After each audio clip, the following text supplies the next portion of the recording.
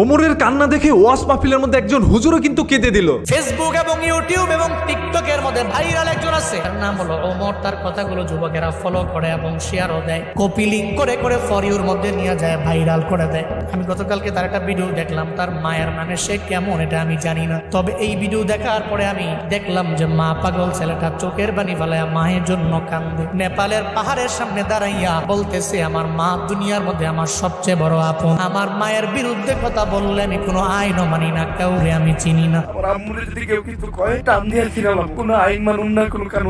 কারণ মায়ের মতো আপন আমার দুনিয়ার মধ্যে কেউ হতে পারে না।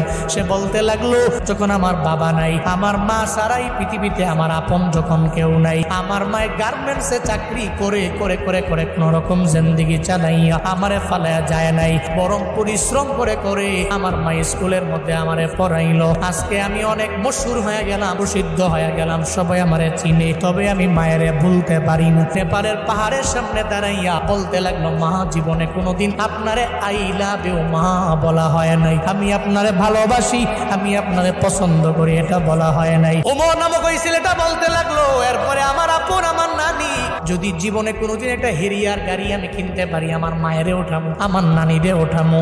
যুবকেরা তোমরা অন্যান্য বিষয়গুলো টিকটক দেখা দেখে অন্যজনকে ফলো করো, তবে এটা কেন ফলো করো না? আসলে ভাই হুজুর ওমরকে নিয়ে অনেকটা স্যাডলি কথাগুলো বলেছে, কারণ হুজুরের কাছে এই কথাগুলো সহ্য হয় না। হুজুরের কাছে অনেকটা খারাপ লেগেছে যে ওমর বলেছিল, আমি আমার মার জন্য সবকিছু করতে পারি এবং আমার মার বিরুদ্ধে যদি কেউ যায় তাহলে আমি কিন্তু কোনো আইন কানুন মানবো না।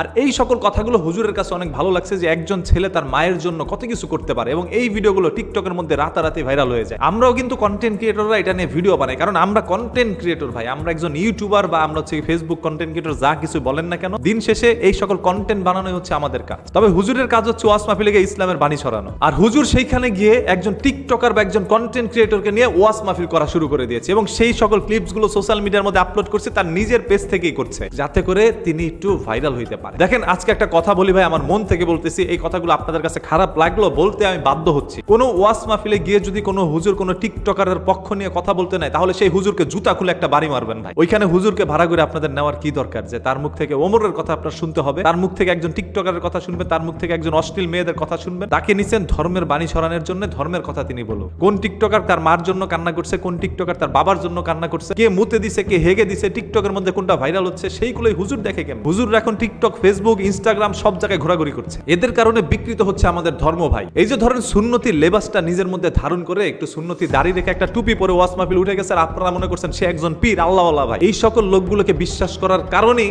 আপনার ঈমান দুর্বল হচ্ছে। এখন অনেক গণ্যমান্য জঘন্য ব্যক্তিরা এসে আমাকে কমেন্ট করবেন, ভাই একজন হুজুরের বিপক্ষে কথা বলার আগে 100 একবার ভেবে চিন্তা বলিস। না, 100 একবার ভাবার এখানে কিছু নাই। সকল আলেম মাওলানা এক না। আপনি আজারি হুজুরের সাথে এই হুজুরের তুলনা করতে পারেন না। আজারি হুজুরকে কোনোদিন দেখছেন কোন টিকটকার নিয়ে কান্নাকাটি করতে? তবে এরা কিন্তু প্রতিনিয়ত কোথায় কি আছে না আছে সেইগুলো নিয়ে সবসময় কথা বলে, এরা চায় ভাইরাল হইতে। আমি হুজুরকে ব্যক্তিগতভাবে কোনো দিন ভাই দেখি নাই, তার কোনো ওয়াজ মাহফিলও শুনি নাই, এবং তার ওয়াজ মাহফিল শুনে কোনো মানুষ হেদায়েত হয়েছে এটাও শুনি নাই। তবে রিসেন্ট দেখলাম কি, তার একটি ভিডিও আমাকে অনেকে ইনবক্স করে পাঠাচ্ছে যে ভাই দেখেন হুজুরটা শুরুটা করছে কি। এখন যদি দাড়ি টুপি দেখে আপনাদের নুনুভূতিতে আঘাত লাগে, তাহলে ভাই এই হুজুরটাকে একটু দেখেন, লিপস্টিক মেরে ফিল্টার মেরে তারপর গানের সাথে মুখ মিলাচ্ছে। তাহলে আপনাকে আল্লাহর ওলি মানলে একেও কিন্তু আপনারা মানতে পারে। এখন ওরও কিন্তু লেবাসটা খুব সুন্দর, এই হুজুরের চাইতে ওর দাড়িটা বড়, তার মানে ও তো বড় পীর। এখন আলেমরা কিন্তু জালেম হয়ে যাচ্ছে, আর এটা আমাদের হাদিস কোরআনের মধ্যে আছে যে একটা সময় আসবে যখন আলেমরা জালেমে পরিণত হবে। সেই জালেমরা এখন কিন্তু আমাদের সামনে ভেসে আসছে। আমরা কন্টেন্ট ক্রিয়েটর কোথায় কে কি করছে সেটা আমাদের দায়িত্ব খোঁজাখুঁজি করে বের করা, কার অপরাধ কি, কার সুনাম কি, সবকিছু আমরা বের করে আনবো। তবে